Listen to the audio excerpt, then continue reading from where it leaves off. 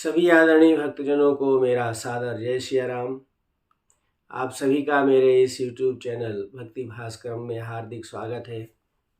आज मैं आपको उत्पन्ना एकादशी व्रत की कथा सुनाऊंगा। ये कथा पद्म पुराण में आती है।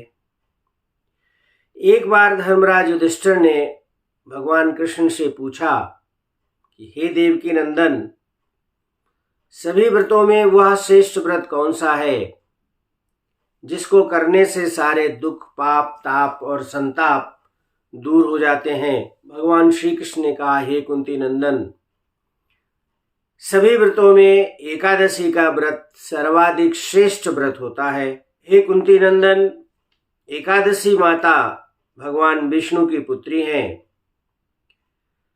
एकादशी माता को भगवान विष्णु ने वरदान दिया था कि हे देवी, तुम मेरी कृपा से व्रतों में प्रधान समस्त विघ्नों का नाश करने वाली और सब प्रकार की सिद्धि देने वाली होगी।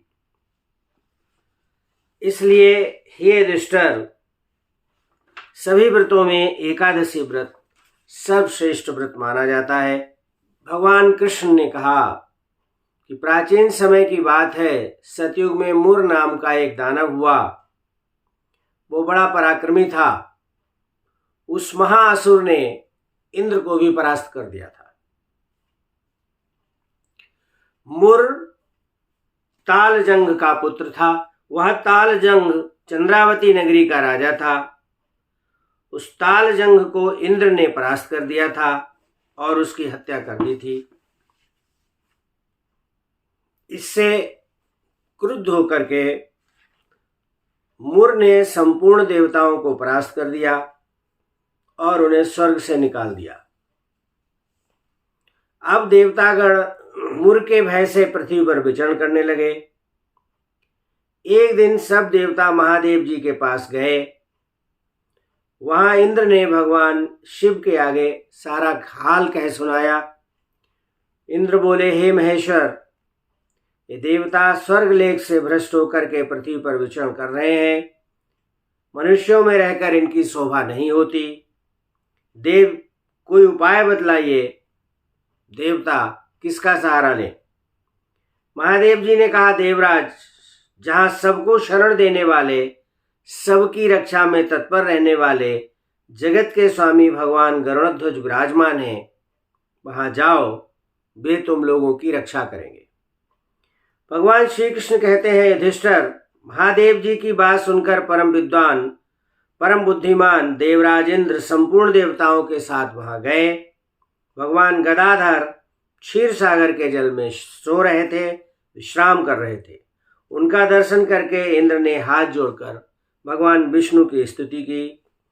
ओम नमो देव देवेश देव दानव वंदित दैत्यारे पुंडरीकाक्ष त्राहि नो मधुसूदन सुराः सर्वे समायाता भयभीताश्च दानवात् शरणं त्वां जगन्नाथ त्राहि नो भक्तवत्सलः त्राहि नो देवदेवेश त्राहि त्राहि जनार्दन त्राहि वै पुंडरीकांश दानवानां विनाशकः। हे देवेश्वर, आपको नमस्कार है। हे भक्तवत्सल, हमें बचाइए। हे देव देवेश्वर, हमें बचाइए। जनार्दन, हमारी रक्षा कीजिए, रक्षा कीजिए। दानवों का विनाश करने वाले हे कमल नयन, हमारी रक्षा कीजिए। प्रभु, हम सब आपकी शरण में आए हैं। आप देवताओं को नहीं, आपकी शरण में आए हुए देवताओं की सहायता कीजिए। हे त्वं पतिस्त्वं मतिर्देव त्वं कर्ता त्वं च कारणम् त्वं माता सर्वलोकानां त्वमेव जगतः पिता। हे प्रभु, आप ही सब लोगों की माता, आप ही सब जगत के पिता हैं। आप हमारी रक्षा कीजिए। इंद्र की बात सुनकर भगवान विष्णु बोले, हे देवराज, वह दानव कैसा है, उसका रूप और बल कैसा है और उस दुष्ट के रहने का स्थान कहाँ है? इंद्र बोले, हे देवेश्वर, पूर्व काल में ब्रह्मा जी के वंश में तालजंग नाम का एक महान असुर उत्पन्न हुआ था, जो अत्यंत भयंकर था। उसका पुत्र मुर दानव के नाम से विख्यात हुआ। वह भी अत्यंत उत्कट, महापराक्रमी और देवताओं के लिए भयंकर है। चंद्रावती नाम से प्रसिद्ध एक नगरी है, उसी में स्थान बनाकर वो निवास करता है। उस दैत्य ने समस्त देवताओं को परास्त करके स्वर्ग लेक से बाहर निकाल दिया है। उसने एक दूसरे ही इंद्र को स्वर्ग के सिंहासन पर बैठाया है। अग्नि, चंद्रमा, सूर्य, वायु और वरुण भी उसने दूसरे ही बनाए हैं। हे जनार्दन, उसने सब कोई दूसरे ही कर लिए हैं और देवताओं को उसने अपने स्थान से वंचित कर दिया है। इंद्र का कथन सुनकर भगवान जनार्दन को बड़ा क्रोध आया। वे देवताओं को साथ लेकर चंद्रावतीपुरी में गए। देवताओं ने देखा दैत्यराज बारंबार गर्जना कर रहा है। उससे परास्त होकर संपूर्ण देवता दसों दिशाओं में भाग गए। अब वह दानव भगवान विष्णु को देखकर बोला, खड़ा रहे, खड़ा रहे। उसकी ललकार सुनकर भगवान के नेत्र क्रोध से लाल हो गए। वे बोले, अरे दुराचारी दानव, मेरी इन भुजाओं को देख। ये कहकर श्री विष्णु ने अपने दिव्य बाणों से सामने आए हुए दुष्ट दानवों को मारना आरंभ कर दिया। दानव भय से विवल हो उठे। हे पांडुनंदन, तत्पश्चात श्री विष्णु ने दैत्य सेना पर चक्र का प्रहार किया। उससे छिन्न भिन्न होकर सैकड़ों योद्धा मौत के मुख में चले गए। इसके बाद भगवान मधुसूदन बद्रिकाश्रम को चले गए, जहां सिंगावती नाम की गुफा थी जो 12 योजन लंबी थी। पांडुनंदन, उस गुफा में एक ही दरवाजा था। भगवान विष्णु उसी में सो गए। दानव मूर भगवान को मार डालने के उद्योग में लगा रहा था। वह उनके पीछे पीछे गया।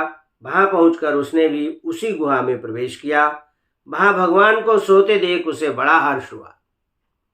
मूर ने सोचा, ये दानवों को भय देने वाला देवता है, अतः मैं निसंदेह ही इसे मार डालूंगा। युधिष्ठिर, दानव के इस प्रकार विचार करते ही भगवान विष्णु के शरीर से एक कन्या प्रकट हुई, जो बड़ी ही रूपवती, सौभाग्यशालिनी और दिव्य अस्त्र शस्त्रों से युक्त थी। वह भगवान के तेज के अंश से उत्पन्न हुई थी। उसका बल और पराक्रम महान था। युधिष्ठिर, दानवराज मूर ने उस कन्या को देखा। कन्या ने युद्ध का विचार करके दानव के साथ युद्ध के लिए याचना की। युद्ध छिड़ गया। कन्या सब प्रकार की युद्ध कलाओं में निपुण थी। वह मूर नामक महान असुर उसके हुंकार मात्र से राख का ढेर हो गया। दानव के मारे जाने पर भगवान जाग उठे। उन्होंने दानव को धरती पर पड़ा देखा तो उस कन्या से पूछा, मेरा यह शत्रु तो अत्यंत उग्र और भयंकर था, किसने इसका वध किया है? कन्या बोली, स्वामिन, आपके ही प्रसाद से मैंने इस महादैत्य का वध किया है।